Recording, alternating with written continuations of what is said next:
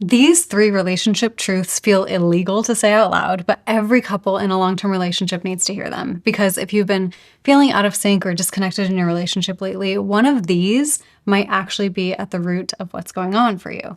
My name is Hannah, and in the past 5 years, I have taught thousands of women how to create intimacy in their relationships.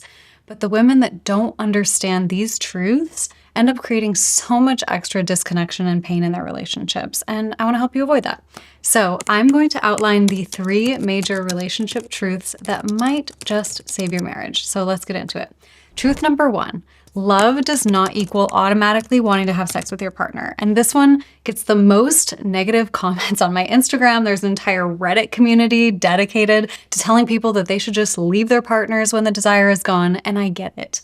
We grow up believing that if you really love your partner, then you'll just automatically want to have sex with them. And I wish that that were true because it would make things so much easier. But it is not true, and especially for women. So let me tell you this quick little story. There was a moment in my past relationship, and this was like years before I became a sex coach, where I remember looking at my partner and thinking, I love this person so much. And in the same breath, I felt absolutely no desire. No spark, no pull, no I want you. And I felt so much shame about that and figured that there was something wrong with me because of that. I alternated between feeling like that and questioning the relationship. But here's what I didn't know back then, is that love and libido just work completely differently in the body. And for most women, especially in long-term relationships, desire doesn't show up as this random urge. It shows up after pleasurable inputs and touching and play, and this is called responsive desire. About 85% of women experience desire this way. So many women mistakenly believe that they're having low libido or no sex drive, but they actually just have responsive desire without knowing what the conditions are for that to turn on. The other really crucial understanding here that's missing is that wanting to have sex is directly tied to how satisfying and rewarding it is to you. So you could be absolutely in love with your partner, but if sex feels uncomfortable, painful, underwhelming, mediocre, disconnecting, or just kind of boring, that desire to have it's going to go away. If you're not having consistent orgasms or feeling connected afterwards or truly loving the experience of sex, why would you want to have it?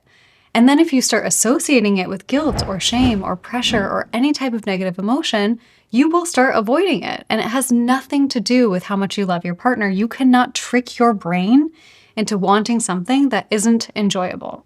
So if you want to want sex, you need to learn how to enjoy it for you, which is something that I help all of my students with inside my program, the 90-Day Intimacy Accelerator. And there are some details about that program in the description box below if you want to check that out. Okay, let's talk about truth number 2. Intimacy can feel like pressure, even when your partner is not pressuring you. This one's pretty sneaky because you might think, oh, my partner's so kind, they're patient, they're not demanding anything from me. But then every single kiss kind of feels like a setup, and touch feels like it has expectations.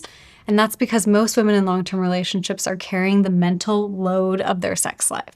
You're keeping track of how long it's been, whether they're disappointed when you say no, whether tonight should be the night, whether saying no is going to hurt their feelings, whether their kiss or their touch actually means that they want more. This is learned hypervigilance because we're so used to managing everyone else's experiences and feelings around us. We're so programmed to believe that sex is something that we owe our partner, and tracking and managing the experience is part of that responsibility. So by the time your partner even hints at intimacy, you're like 10 steps ahead, mentally bracing for the possibility of letting them down. And it's not that they're pressuring you. It's that anticipation feels like pressure. The guilt feels like pressure. The fear that you're going to disappoint them is what feels like pressure, because you want to be this perfect partner and avoid ever letting anyone down. But when you're managing intimacy, instead of experiencing intimacy, your body's going to shut down.